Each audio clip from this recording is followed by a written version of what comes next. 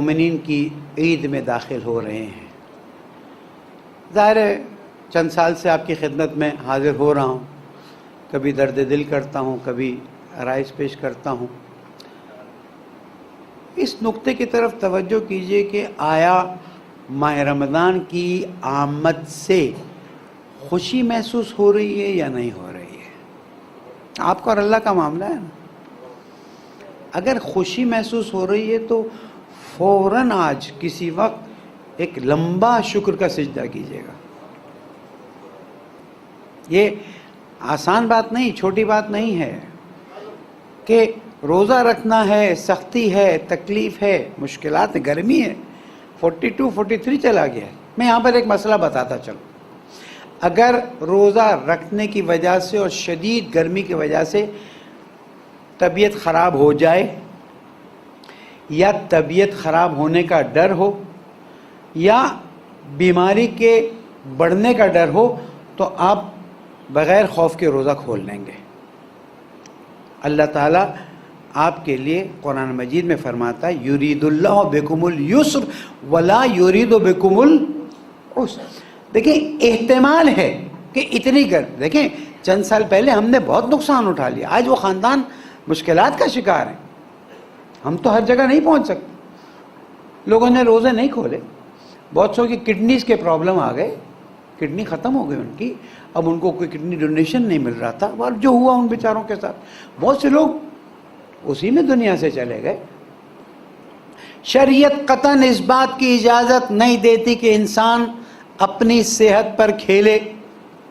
آپ کی دین سے محبت اپنی جگہ پر، آپ کا اللہ سے لگاؤ اپنی جگہ پر، آپ کا رسول کا اطاعت کرنا اپنی جگہ پر، یہ عمل بھی تو حکم الہی پر ہے نا، کہ اگر بیمار ہونے کا ڈر ہے، اور مجھے معلوم ہے جو روزہ رکھتا ہے اس کا دل یہ چاہتا ہے کہ میں روزہ نہ کھولوں۔ میرے پاس ایک فون آیا تھا، اس 5-6 سال ہو گئے ہیں اس چیز کو، جب شدید گرمی ہو گئی تھی، اور وہ خاتون مولانا میری طبیعت بہت خراب ہو رہی، بہت مولانا، اب وہ پوچھ نہیں سکی اور گر گئی، اور میں ہلو ہلو ہلو کر رہا ہوں، پھر کسی نے اٹھایا، میں نے کہا کیا ہوا؟ کہنے لگے روزہ رکھا ہوا تھا، طبیعت خراب ہو رہی تو پوچھنا چاہ رہی تھی، کھول دیں نا۔ میں نے کہا یہ پوچھنے کی بات ہے؟ چلو اس بہن کے پاس تو میرا نمبر تھا، جن کے پاس نمبر نہیں علماء کو۔ اللہ تعالیٰ آپ سے محبت کرتا ہے، اس کی محبت روزہ رکھنے میں بھی ہے اور اس کی محبت روزہ کھولنے۔ آپ شوق سے تو نہیں کھول رہے نا، جب آپ کے دل میں ہو کہ نہ کھولوں تو اچھا ہے، اللہ ناراض تو نہیں ہو جائے گا، گناہ تو نہیں ہو جائے گا، اس کا مطلب ہے کہ آپ اللہ سے محبت کر کے روزہ رکھ رہے ہیں۔ اب جب طبیعت خراب ہو رہی ہے تو اسی محبت کا تقاضا یہ ہے کہ روزہ کھول دیں۔ اب جن کو نہیں رکھنا ہوتا ہے وہ 100 بہانے کرتے ہیں، ہمیں اس سے کوئی تعلق نہیں۔ میں ذمہ داری لیتا ہوں اپنی بات کی، شریعت کے تمام اصولوں کو نظر میں رکھتے ہوئے، کہ اگر آپ کو محسوس ہو کہ طبیعت خراب ہو جائے گی، یا مثلاً جب پانی بدن سے خارج ہو جاتا ہے تو اس کی مشکلات ہوتی ہیں، خدا را آپ کی صحت، آپ کی سلامتی، آپ کی کڈنیز کا سالم ہونا اللہ تعالیٰ کی نظر میں زیادہ ضروری ہے۔ روزہ آپ نومبر دسمبر میں رکھ لیجئے گا، قضا کر لیجئے گا، کفارہ بھی نہیں ہوگا۔ درود پڑھ دیں محمد۔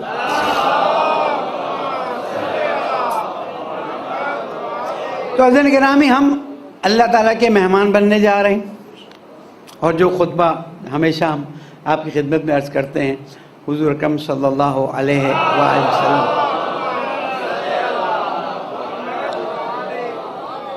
اس خطبے کے ذریعے ہمیں احساس دلایا جاتا ہے کہ اللہ تو تم سے اتنی محبت کرتا ہے، تم اللہ سے کتنی محبت کرتے ہو، تمہارے دل میں اللہ کا کتنا خیال ہے، تم کتنا چاہتے ہو اللہ سے نزدیک ہو جاؤ۔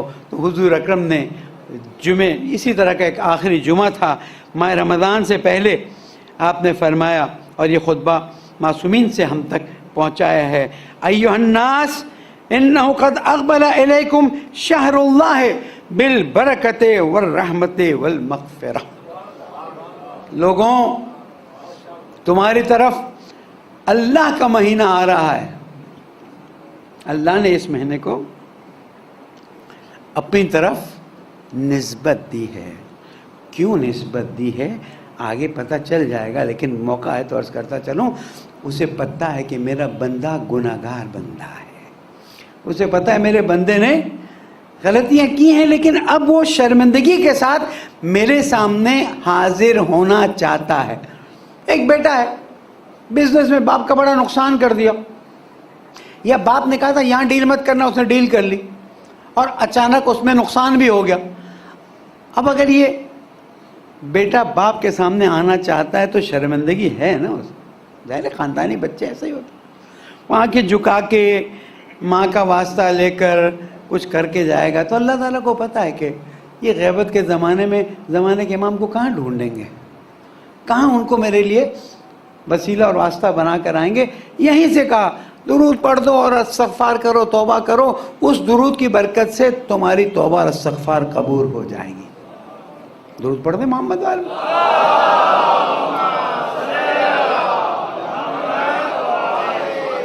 تو اللہ کا مہینہ ہے، یعنی اللہ جن سے محبت کرتا ہے ان کا مہینہ ہے.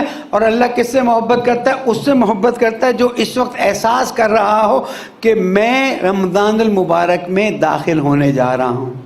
کل ایک صاحب کا یو کے سے ایک فون آیا کہ مولانا زندگی بھر روزے رکھے، اب ڈاکٹر نے روزہ رکھنے سے منع کر دیا ہے. میں نے کہا آپ کو افسوس ہو رہا ہے؟ رونے لگے.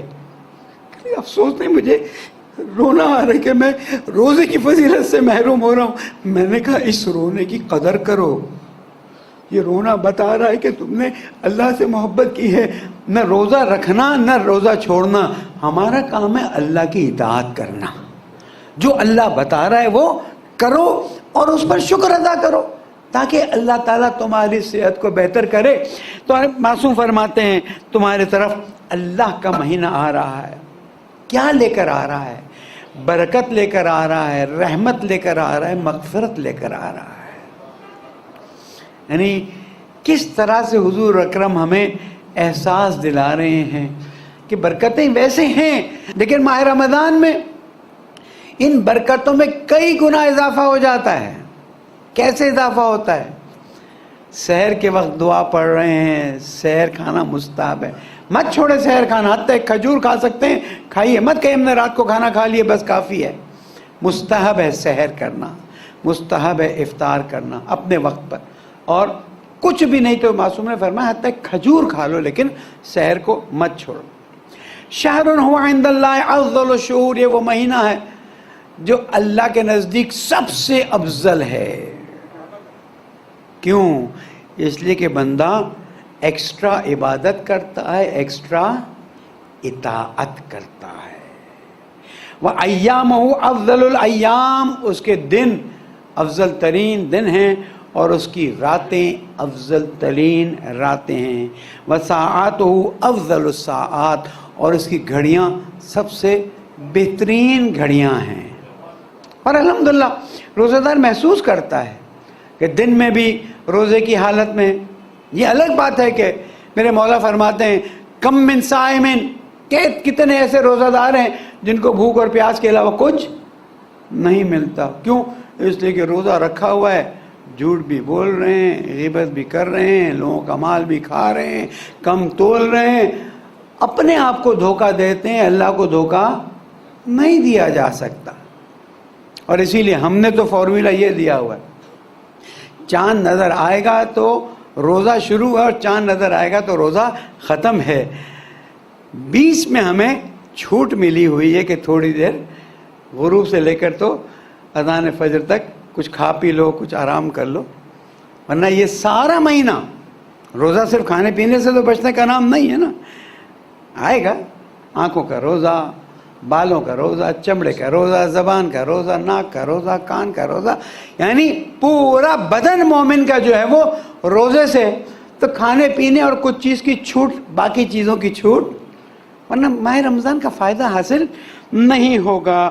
پھر فرماتے ہیں وہ شہر دعیتم فیہ الی ضیافت اللہ. یہ جملہ مجھے اتنا پسند ہے، اتنا پسند کہ میں چاہتا ہوں بار بار تکرار کروں. یہ وہ مہینہ ہے کہ جس میں تمہیں اللہ نے اپنی دعوت میں بلایا ہے. 8वें इमाम बयान फरमा रहे हैं, 8वें इमाम से हदीस हुजूर अकरम का कौल बयान फरमा रहे हैं। और हुजूर अकरम फरमा रहे हैं क़द दुईतुम फ़ीहि इला ज़ियाफ़तिल्लाह, अल्लाह की दावत में बुलाया गया है। आजकल की रस्म यह है कि जब दावत दी जाती है तो जिसको दावत दी जाती है वो भी छोटा मोटा अपनी हैसियत से तोहफा ले जाता है।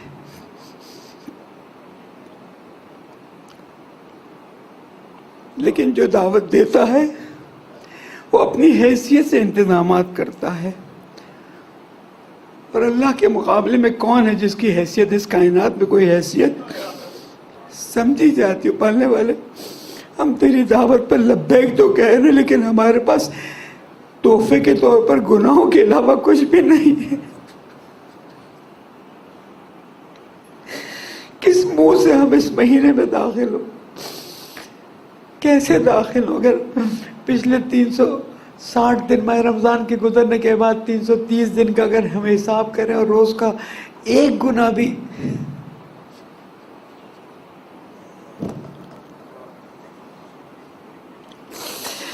ये अल्लाह की रहमत है, अल्लाह की मेहरबानी कि वो हमें इस हालत में भी कहता है बंदे तू जिस हालत में है तो मेरे पास आ जा, मैं तेरा रब हूँ, मैं तेरे इन्नल्लाह इंशाल्लाह ज़िंदगी रही तो आइंदा जुमे गुनाहों की माफ़ी और गुनाहों के सिलसिले में तौबा और इस्तिग़फ़ार पर कोशिश करूँगा, गुफ्तगू करूँ। कि अल्लाह ताला फरमाता मेरे बंदे गुनाहगार है ना तू। किसी शख्स ने छठे इमाम ने किसी शख्स से पूछा वो शख्स कहाँ है जो आया करता था? इमाम ने फरमाया कि वो अब उसने सब छोड़ दिया है, नाउम्मीद हो गया। कहा क्यों? कहा उसने इतने बड़े बड़े गुनाह किए हैं कि अब उसके बाद उससे उम्मीद नहीं है, इंशाल्लाह आइंदा हफ्ते ज़िंदगी रही तो बयान करूँगा। इमाम ने फरमाया वो गुनाह अपनी जगह पर अल्लाह से नाउम्मीद हो जाना। पालने वाले तेरे ख़ताकार बंदे हैं, गुनाहगार बंदे हैं। कुछ अगर ऐसा हो जाए कि माह रमज़ान का चाँद नज़र आने से पहले हमारे गुनाहों को माफ़ फरमा दे, हमारी कोताहियों से दरगुजर फरमा दे।